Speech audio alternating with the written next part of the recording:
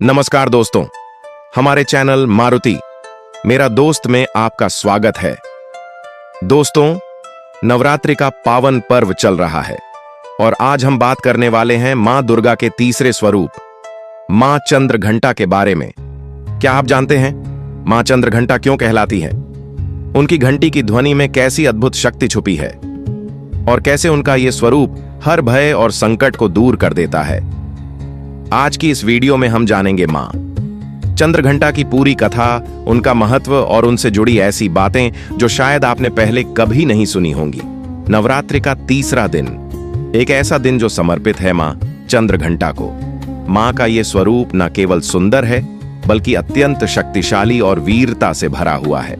मां चंद्रघंटा देवी दुर्गा का तीसरा स्वरूप मानी जाती है। इनके माथे पर अर्धचंद्र सुशोभित होता है जो घंटी के आकार का प्रतीत होता है।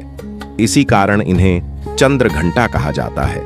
इनकी सवारी सिंह है जो साहस और शक्ति का प्रतीक है। मां के 10 हाथ हैं जिनमें वे विभिन्न अस्त्र शस्त्र धारण किए हुए हैं, लेकिन उनका चेहरा अत्यंत शांत और करुणामयी होता है।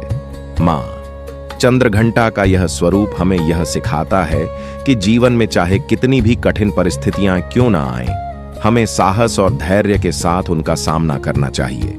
अब बात करते हैं मां चंद्रघंटा की अद्भुत कथा की।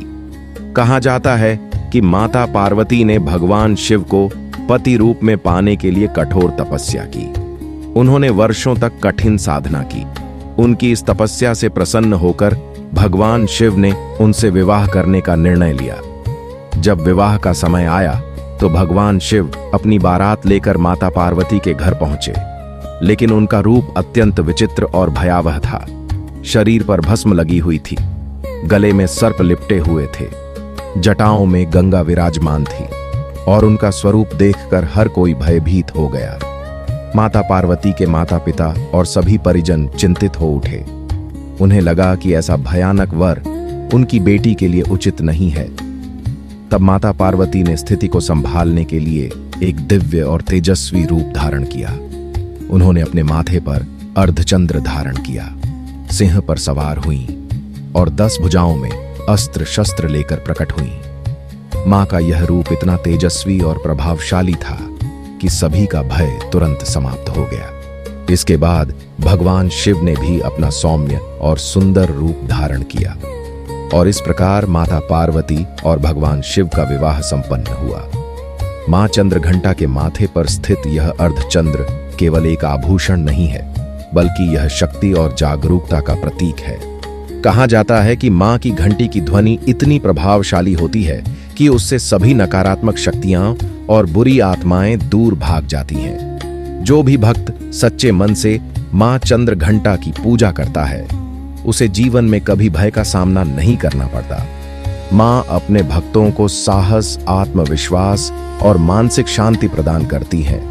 अगर आपके जीवन में कोई डर है, कोई परेशानी है या आप किसी संकट से गुजर रहे हैं, तो मां चंद्रघंटा का स्मरण करें, उनकी पूजा करें। आपको निश्चित ही शक्ति और समाधान मिलेगा। मां चंद्रघंटा हमें यह सिखाती हैं कि डर से भागना नहीं चाहिए, बल्कि उसका सामना करना चाहिए।